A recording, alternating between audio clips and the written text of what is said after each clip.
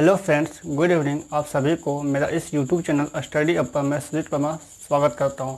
आज हम पढ़ेंगे सीटेट पेपर 1 के लिए हिंदी पेडागोजी। ठीक है, आप यहां पे देख रहे हैं डेट 25/5/2020 सीटेट 2020 के लिए। ठीक है, पेपर 1 एंड 2 हिंदी पेडागोजी। ठीक है, ये मेरा चैनल का नाम है स्टडी अप। आप देख सकते हैं, लोगो आ रहा होगा। ठीक है, तो चलिए आज हम स्टार्ट करते हैं हिंदी पेडागोजी का, जिसमें 15 प्रश्न होंगे। तो आपको कमेंट करके बताना कि 15 में से आपके कितने सही हुए हैं। तो चलिए मेरे साथ बने रहिए, वीडियो को शुरू से लेकर अंत तक देखिए और 15 क्वेश्चंस का प्रैक्टिस कीजिए और बताइएगा 15 में से आपके कितना नंबर आए हैं। तो यहाँ पे पहला क्वेश्चन है, प्राथमिक स्तर पर हिंदी भाषा सिखाने के लिए सबसे अधिक जरूरी है। क्या जरूरी है? 4 ऑप्शन दिया हुआ है। फर्स्ट में भाषा शिक्षक का भाषा ज्ञान, कक्षा में रंगीन पाठ्य पुस्तकें, कक्षा में प्रिंट समृद्ध परिवेश, कक्षा में लिखित आकलन। तो फर्स्ट का आंसर करें आप। फर्स्ट का आंसर करें। फर्स्ट का क्वेश्चन कहता है प्राथमिक स्तर पर हिंदी भाषा सिखाने के लिए सबसे अधिक जरूरी है। क्या है सबसे अधिक जरूरी, ये बताइए।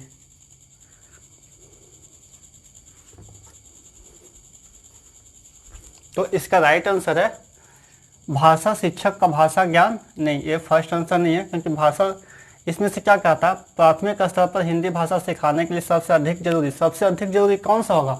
तो भाषा शिक्षा का भाषा ज्ञान, ये तो नहीं है। ठीक है, कक्षा में रंगीन पाठ्य पुस्तकें, ये भी नहीं।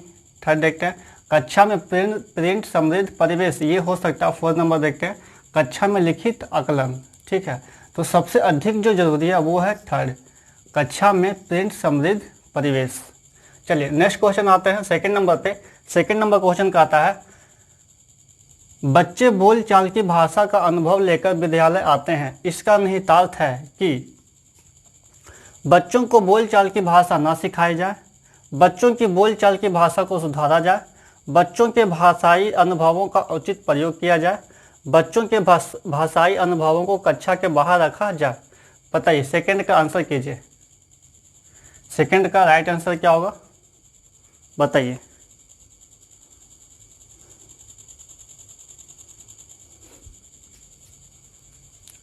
बच्चे बोलचाल की भाषा का अनुभव लेकर विद्यालय आते हैं, है ना। बोलचाल की जो भाषा बच्चे अपने आप सीखते हैं, स्वयं से सीखते हैं, अपने आसपास से सीखते हैं, पड़ोस से सीखते हैं। इसका निहितार्थ है कि बच्चों को बोलचाल की भाषा न सिखाया जाए। आप बच्चों को बोलचाल की भाषा नहीं सिखाएंगे फिर भी वो सीख जाएंगे। ठीक है, इसका फर्स्ट आंसर नहीं होगा। सेकंड देखते हैं, बच्चों की बोलचाल की भाषा को सुधारा जाए। बच्चों जो बोलचाल की भाषा सीखता है आप उसको सुधार सकते हैं? नहीं हो सकता ये। ठीक है, सेकंड नहीं होगा। थर्ड में देखते हैं, बच्चों के भाषाई अनुभवों का उचित प्रयोग किया जाए, ये हो सकता है। 4 नंबर देख लेते हैं क्या कहता है, बच्चों के भाषाई अनुभवों को कक्षा के बाहर रखा जाए। बच्चा जो सीख के आया भाषा, उसे कक्षा के बाहर आप कैसे रखेंगे? वो तो और ही सुविधा होता है उसके लिए। ठीक है, तो ये कक्षा के बाहर रखेंगे, ये नहीं होगा। इसका राइट आंसर होगा थर्ड, बच्चों के भाषाई अनुभवों का उचित प्रयोग किया जाए। ठीक है, तो चलिए नेक्स्ट क्वेश्चन आते हैं थर्ड नंबर। भाषा सीखने सिखाने में आप किसे सबसे अधिक महत्वपूर्ण मानते हैं? यहाँ पे ध्यान दीजिएगा, यहाँ पे भी क्या पूछ रहा था, सबसे अधिक जरूरी। ठीक है, यहाँ भी है सबसे अधिक महत्वपूर्ण। इसका मतलब ये है कि आंसर हो सकता है चारों का चारों सही हो। ठीक है, लेकिन सबसे अधिक, सबसे सटीक आंसर कौन होगा? जो इस क्वेश्चन के सबसे अधिक आंसर कौन सा होगा, सबसे अधिक नज़दीक में आंसर कौन सा होगा, जो कि सबसे जो भी आंसर होगा वो तीनों उसमें समाहित हो जाए, वैसा आंसर को चूज करना है। ठीक है, तो भाषा सीखने सिखाने में आप किसे सबसे अधिक महत्वपूर्ण मानते हैं? संज्ञानात्मक विकास, सामाजिक अंतःक्रिया, दृश्य शब्द सामग्री, बाल विकास। बताइए, 3 का आप आंसर कीजिए।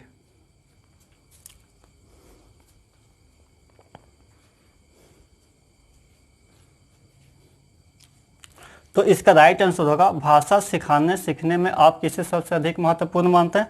संज्ञानात्मक विकास, सिर्फ संज्ञानात्मक विकास, ये नहीं होगा। सेकंड, सामाजिक अंतःक्रिया, ये हो सकता है। देखते हैं आगे, दृश्य शब्द सामग्री, ये भी इंपॉर्टेंट है। ठीक है, और चौथा बाल साहित्य। ठीक है, तो सामाजिक अंतःक्रिया जो है वो सबसे ज़्यादा इंपॉर्टेंट है। इसका राइट आंसर सेकंड होगा, थर्ड और फोर्थ नहीं होगा। ठीक है, तो ये 3 क्वेश्चन आप लोगों ने कर लिया। तो चलिए नेक्स्ट क्वेश्चन की तरफ चलते। लिए 4 नंबर क्वेश्चन यहाँ पर है, हिंदी भाषा शिक्षक का यह प्रयास होना चाहिए कि वे बच्चों की भाषा संबंधी सहज रचना शक्ति को बढ़ने में अवसर दें। बच्चों की मातृभाषा के स्थान पर हिंदी भाषा को ही कक्षा में स्थान दें। बच्चों द्वारा मानक भाषा का ही प्रयोग करने के लिए अवसर दें। बच्चों को शिक्षाप्रद बाल साहित्य पढ़ने के भरपूर अवसर दें। बताइए 4 का राइट आंसर कीजिए। 4 का राइट आंसर क्या होगा? 4 का क्वेश्चन मैं एक बार फिर से रिपीट कर देता हूँ। हिंदी भाषा शिक्षक का यह प्रयास होना चाहिए कि वे बच्चों की भाषा संबंधी सहज रचना शक्ति को बढ़ने के अवसर दें। बच्चों की मातृभाषा के स्थान पर हिंदी भाषा को ही कक्षा में स्थान दें। बच्चों द्वारा मानक भाषा का ही प्रयोग करने के लिए अवसर दें। बच्चों को शिक्षाप्रद बाल साहित्य पढ़ने के भरपूर अवसर दें। बताइए 4 का आंसर कीजिए।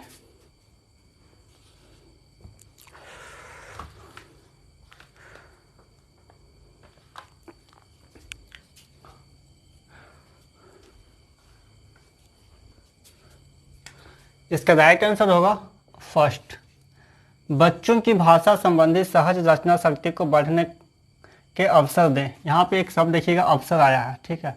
तो जहाँ पे ये अवसर शब्द आए तो ये पॉजिटिव वर्ड होता है, ठीक है।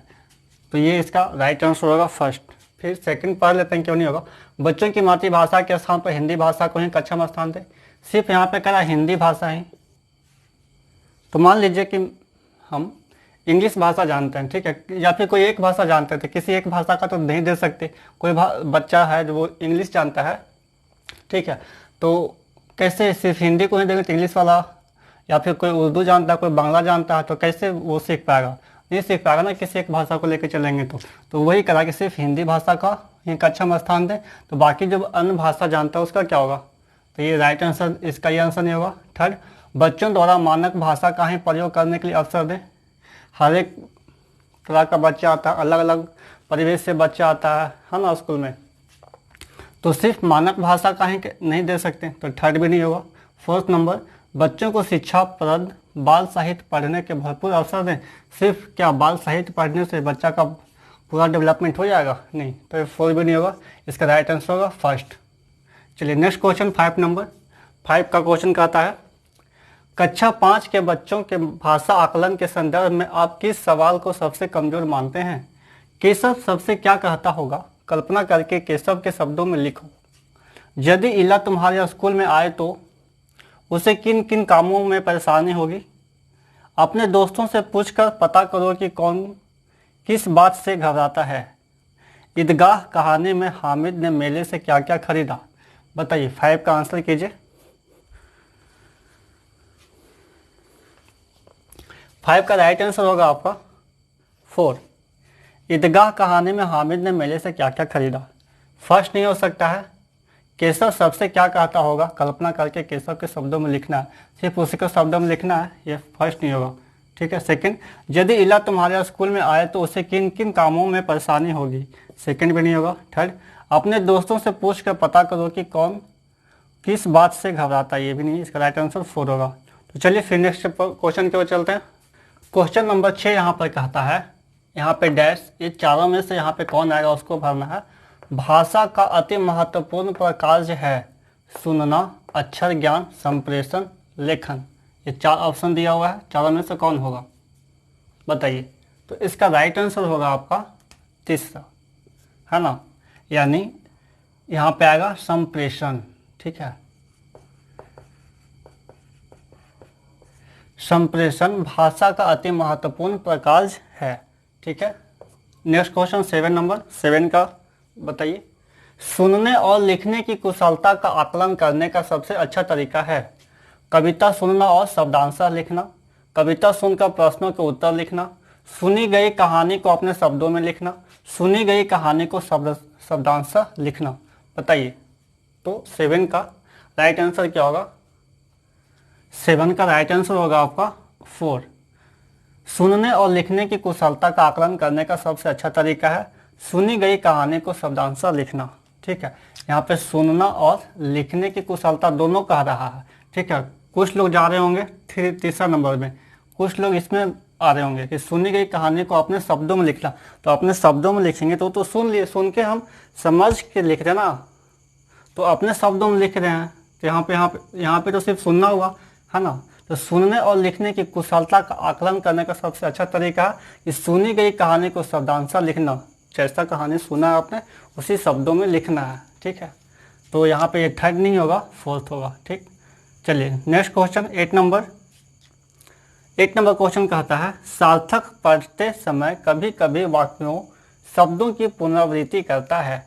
यह भाषाई व्यवहार दर्शाता है कि वह पढ़ने में अधिक समय लेता है, वह अटक अटक कर ही पढ़ सकता है, वह समझ के साथ पढ़ने की कोशिश करता है, उसे लंबे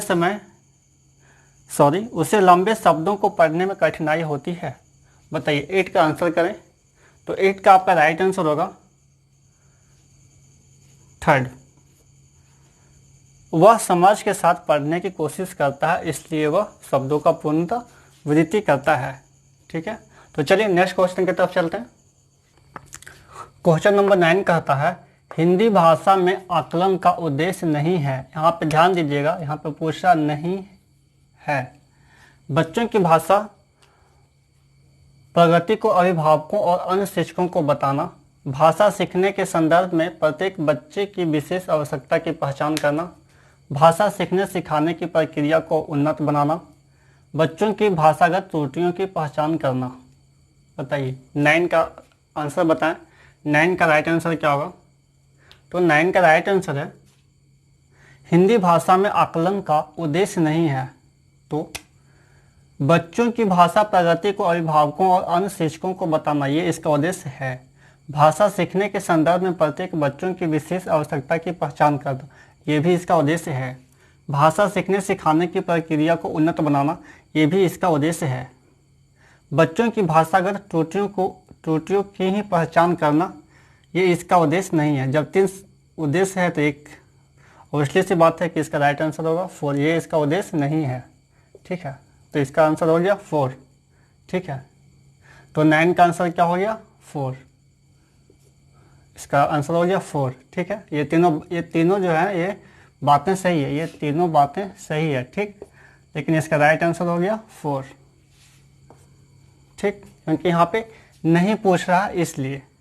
तो चलिए क्वेश्चन नंबर 10 पे चलते हैं। क्वेश्चन नंबर 10 बताइए भाषा सीखने के संदर्भ में कौन सा कथन सही है?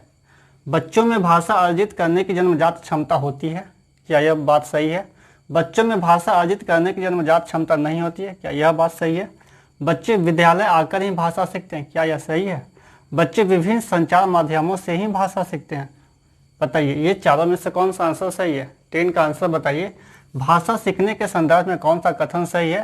तो इसका राइट आंसर होगा फर्स्ट, बच्चों में भाषा अर्जित करने की जन्मजात क्षमता होती है, ये चॉम्स्की ने बताया है, ठीक। बच्चों में भाषा अर्जित करने की जन्मजात क्षमता नहीं होती है, ये कथन तो गलत है। बच्चे विद्यालय आकर ही भाषा सीखते हैं, ऐसा बात नहीं है। सिर्फ विद्यालय आने से पहले से ही बच्चे भाषा सीखे होते हैं। बच्चे विभिन्न संचार माध्यमों से ही भाषा सीखते हैं। देखिए यहाँ पे ही आया है, ठीक है ना, तो ही नेगेटिव वर्ड होता है। जहाँ पे ही आता है तो वहाँ पे एक ही पक्ष का बात करता है, इसलिए 3 और 4 तो होगा ही नहीं, ठीक है। नहीं में पूछता तो ही पे जा सकते हैं, ठीक है। तो चलिए नेक्स्ट क्वेश्चन पे आते हैं। 11 नंबर क्वेश्चन 11, डिस्ग्राफिया से प्रभावित बच्चों को मुख्य रूप से डैश में कठिनाई होती है। ये डैश के स्थान पर ये चारों में से कोई एक आएगा, तो यहाँ पर क्या आएगा बताइए? सुनने, बोलने, पढ़ने, लिखने। डिस्ग्राफिया से प्रभावित बच्चों को मुख्य रूप से डैश में कठिनाई होती है, सुनने में, बोलने में, पढ़ने में, लिखने में। बताइए जो बच्चा डिस्ग्राफिया से प्रभावित होगा तो क्या होगा, उसको किस चीज़ में प्रॉब्लम आएगी? इसका आंसर बताइए 11 का। तो इसका राइट आंसर होगा आपका सुनने में नहीं, बोलने में नहीं, पढ़ने में नहीं। तो इसका राइट आंसर होगा 4, लिखने में। यानी डिस्ग्राफिया से प्रभावित बच्चों को मुख्य रूप से लिखने में कठिनाई होती है, यहाँ पर आएगा लिखने। इसे एक शॉर्ट तरीका मैं दे सकता हूँ, आपको पता भी होगा, है ना। यहाँ पे देखिए क्या लिखा हुआ है, डिस्ग्राफिया।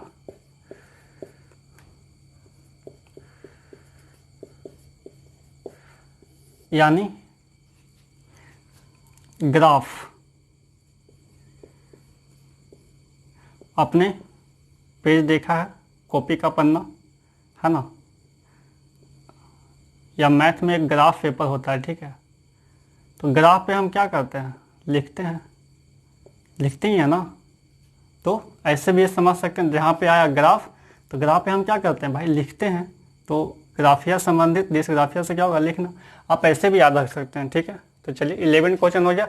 नेक्स्ट क्वेश्चन पे चलते हैं, 12 नंबर। क्वेश्चन नंबर 12 कहता है, आपके विचार से प्राथमिक स्तर पर उत्कृष्ट लेखन कार्य का उदाहरण है। छुट्टियां कैसे मनाई इस विषय पर अनुच्छेद लिखना। मेरे सपनों का भारत विषय पर अनुच्छेद लिखना। पाठ्य पुस्तक से इतर कठिन शब्दों का सूत्र लेखन। किसी आंखों देखी घटना का लिखित वर्णन करना। बताइए 12 का आंसर कीजिए। 12 का राइट आंसर क्या होगा, तो इसका राइट आंसर होगा 4, किसी आंखों देखी घटना का लिखित वर्णन करना। Next question 13 number. प्राथमिक स्तर की हिंदी भाषा की पाठ्य पुस्तक में आप किसे सर्वाधिक महत्वपूर्ण मानते हैं। बहुत प्रसिद्ध लेखकों की प्रसिद्ध रचनाएं, नैतिक मूल्यों वाली कहानी कविताएं, बहुतायत में दिए गए अभ्यास कार्य, हिंदी भाषा को विविध रूप देने वाली रचनाएं। बताइए 13 का आंसर करें, तो 13 का राइट आंसर होगा 4, हिंदी भाषा को विविध रूप देने वाली रचनाएं, है ना।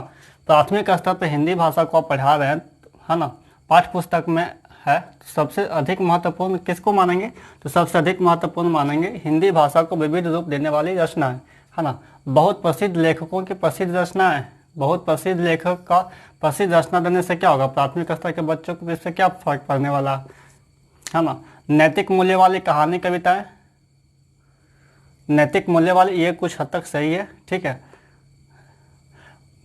बहुतायत में दिए गए अभ्यास कार्य, ये भी नहीं होगा, ये तो हो ही नहीं सकता, ये दोनों तो एकदम नहीं हो सकता, बट ये हल्का हो सकता, ये कुछ इसके तरफ जाता है। लेकिन यहाँ पे है क्या, ये प्राथमिक स्तर, आप किस भाषा में है ना, प्राथमिक स्तर की हिंदी भाषा की पाठ्य पुस्तक, ये हम हिंदी भाषा के पाठ्य पुस्तक में है, तो नैतिक वाला भी नहीं आएगा, ठीक है। तो हिंदी भाषा को विविध रूप देने वाली रचना है। चलिए नेक्स्ट प्रश्न की ओर चलते हैं। Question number 14। बहुभाषी कक्षा में बच्चों की भाषाएं संसाधन के रूप में कार्य कर सकती है, शिक्षक के लिए बेहद जटिल चुनौती है, आकलन की प्रक्रिया को बाधित करती है, भाषा सीखने की प्रक्रिया को बाधित करती है। बताइए 14 का आंसर क्या होगा। बहुभाषिक कक्षा में बच्चों की भाषाएं संसाधन के रूप में कार्य कर सकती है, ठीक है, ये इसका राइट आंसर होगा। बट और तीनों का ऑप्शन देख लेते हैं क्या कहता है। शिक्षक के लिए बेहद जटिल चुनौती है, नहीं, और वो तो और अच्छा है ना, संसाधन के रूप में कार्य कर रही है, बेहद जटिल चुनौती नहीं है, यदि शिक्षक उसका अच्छे से प्रयोग करेगा तब। आकलन की प्रक्रिया को बाधित करती है, बिल्कुल नहीं करती। भाषा सीखने की प्रक्रिया को बाधित करती है, बिल्कुल नहीं करती है। चलिए नेक्स्ट प्रश्न 15 नंबर। 15 नंबर क्वेश्चन कहता है, भाषा सीखने और भाषा अर्जित करने में अंतर का मुख्य आधार है भाषा की पाठ्य पुस्तकें, भाषा का लिखित आकलन, भाषा का उपलब्ध परिवेश, भाषा की जटिल संरचनाएं। बताइए 15 का आंसर कीजिए। तो 15 का राइट आंसर होगा आपका 3rd, भाषा सीखने और भाषा अर्जित करने में अंतर का मुख्य आधार है भाषा का उपलब्ध परिवेश। तो ये 15 क्वेश्चन प्रैक्टिस किए, आप कमेंट करके ज़रूर बताइएगा, ठीक है, कि आपका कितना नंबर आए हैं, ठीक। तो आप सभी लोगों को धन्यवाद जो हमारे साथ वीडियो को शुरू से लेकर अंत तक देखें, ठीक है। यदि वीडियो आपको पसंद आया हो, आपका कुछ नॉलेज का हो ये वीडियो, तो वीडियो को लाइक से जरूर कीजिएगा। यदि आप मेरे चैनल पर अभी नए हैं, चैनल को सब्सक्राइब नहीं किया तो चैनल को सब्सक्राइब कर दें। चैनल का नाम तो आपने देखा ही है, नाम है study up, STUDY study up, ठीक है। तो चैनल को सब्सक्राइब करके जाइए। चलिए फिर नेक्स्ट वीडियो में मिलते हैं, और किसी भी तरह का सजेशन चाहिए या फिर कुछ प्रॉब्लम हो, है ना, तो आप कमेंट कीजिएगा कि किस तरह का आपको वीडियो चाहिए, लिखने में कोई प्रॉब्लम है आ रही है, या फिर भाषा समझ में नहीं आती, या फिर कहीं पे कुछ जो लिखा हुआ है वो समझ में नहीं आता, तो आप मुझे कमेंट करके बताइएगा, ठीक है, मैं उसमें सुधार करूँगा। और लाइक शेयर जरूर कीजिएगा, सब्सक्राइब नहीं किया तो सब्सक्राइब जरूर कर लीजिएगा। चलिए आप सभी को